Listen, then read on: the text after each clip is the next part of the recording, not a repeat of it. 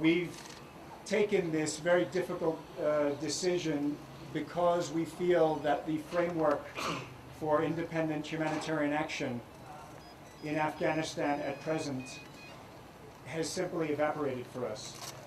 This is principally seen in the assassination of 5 of our colleagues who were murdered in Badghis province on June 2nd of this year.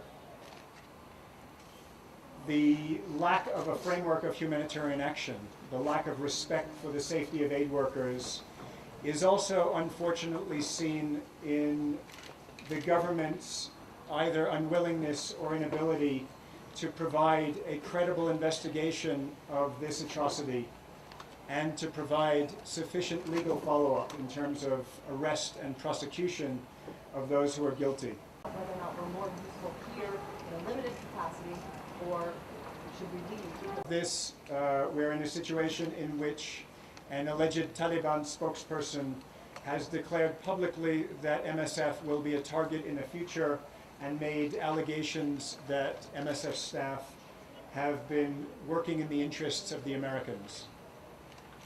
We fully reject these allegations. I think that Afghans throughout the country who have dealt with MSF medical staff over the last 24 years know full well that MSF is there solely in the interests of the health of their patients.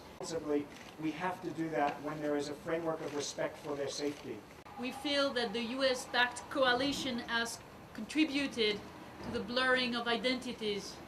The US-backed coalition has constantly sought to use humanitarian assistance and co-opt humanitarian assistance to build support for its military and political ambitions.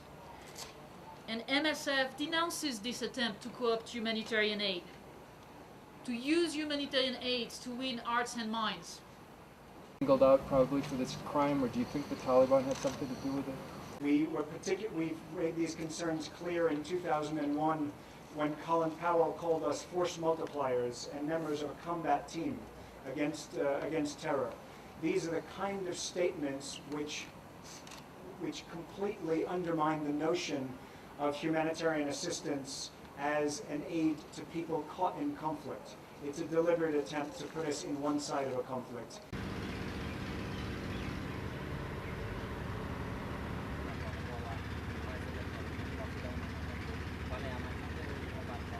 I can tell you that many other NGOs are here and operating effectively, and I would use that to answer your question. We certainly encourage governmental and non-governmental organizations to come here and help the Afghan people. That's what we're doing. We believe security is effective to do that, and it's regrettable to see anyone pull out of helping the Afghan people. We don't think security is an effective excuse to do that.